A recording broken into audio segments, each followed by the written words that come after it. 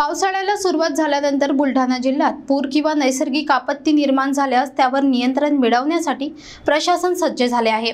Life jacket बोटीसह 16 प्रकारचे साहित्य तालुका स्तरावर पोहोचवण्यात आले असून मनुष्यबळही तयार आहे।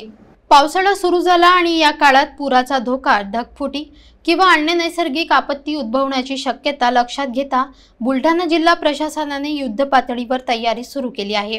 जिल्हा आपत्ती व्यवस्थापन प्राधिकरणाला शासनामार्फत लाईफ जॅकेट बोटेसह एकूण 16 प्रकारचे बचाव साहित्य देण्यात आले असून ते सर्व साहित्य तालुका स्तरावर वितरित करण्यात आले आहे।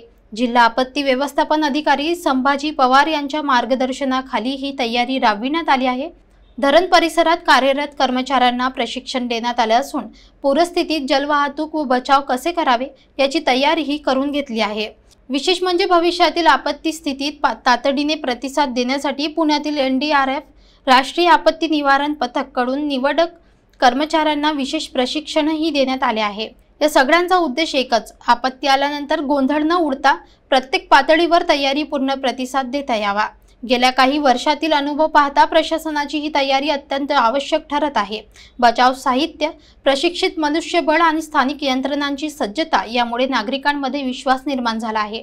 या सगळ्या तयारीत स्थानिक नागरिकांची ही जबाबदारी तितकीच महत्त्वाची असून प्रशासनाच्या सूचनांचे पालन करून सहकार्य करणे हे देखील आपत्ती व्यवस्थापनाचे एक महत्त्वाचे अंग असल्याचे अधिकारी सांगतात।